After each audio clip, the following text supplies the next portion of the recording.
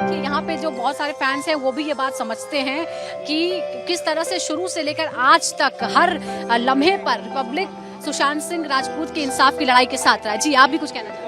I've traveled all the way from Dubai just to attend this moment, and it is after 3 years I'm coming to Dubai, and this is the kind of effect SSR Justice Movement has brought us, and thanks to Republic who actually awakened us. In fact, by seeing Arnab only, we all understood the deep end of this case, and thank you so much. And today you are the channel who are coming here. Thank you so much Arnab, and thank you so much Republic TV. God bless you all. Thank you. हम उम्मीद करते हैं कि जो आपकी मेहनत है, आपकी जो मुहिम है वो रंग लाए। और सर, आप इस मुहिम के साथ बहुत लंबे अरसे से जुड़े रहे हैं। आज 2 साल उस घटना को हो चुके हैं, लेकिन एक पहेली है। आज भी लोग सोचते हैं कि क्या हुआ होगा सुशांत के साथ, उस रात को क्या हुआ होगा, क्योंकि लोगों ने कभी ये माना नहीं कि उन्होंने खुदकुशी की। पर 2 साल बाद भी हम सवाल ही हमारे मन में है, हम जवाब नहीं ढूंढ पाए। जी देखिए, इसको देखने के 2 नज़रिए हैं कि एक, हम अगले कुछ सालों तक ये सोचते रहे कि ये मर्डर था कि ये सुसाइड था।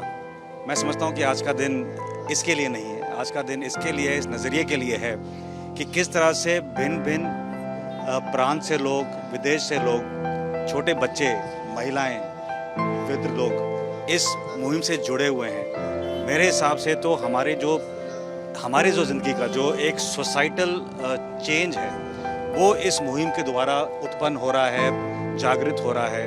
और काफ़ी तरीके से जो नौजवान हैं हमारे देश के, मैं अभी भी जापान और यूएस से घूम के अभी कल ही वापस आया हूँ, जिस तरह से लोग जुड़े हुए हैं इस कॉज के साथ, ये एक सराहनीय बात है। और ये इस आशा की दौर में हमको लेके जाता है कि जो हमारे आने वाले नागरिक हैं वो ज़्यादा जागरूक होंगे, वो ज़्यादा इन तरह की बातों से, जहाँ पर कि किसी भी आदमी के साथ या औरत के साथ कोई ऐसी घटना ना घटे जो सुचारू रूप से प्रकृति के खिलाफ हो और किसी की ज़िंदगी इस तरीके से नष्ट कर दी जाए, चाहे कोई भी उसका कारण हो, चाहे वो नार्को टेररिस्ट एंगल हो, चाहे वो कुछ भी हो। वो पहली जब भी सॉल्व होगी वो होगी। पर मैं समझता हूँ कि थोड़ा धैर्य रखना पड़ेगा। और क्योंकि अभी भी कोर्ट्स में है, ये जो प्रकृति चल रही है, मैं समझता हूँ कि इसमें टाइम लगेगा। क्योंकि जिस तरह से जो एविडेंसेस नागरिक डाल रहे हैं और जो डाल रहे हैं उस दिन से आज तक, वो इसको दोहराता है कि ये किसी तरह से कोई सुसाइड का एंगल तो लगता नहीं है। और ये मैं कोर्ट्स की कोई अवहेलना या उसके हिसाब से नहीं बोल रहा, पर मैं बोल रहा हूँ कि जो एविडेंस सामने दिखते हैं।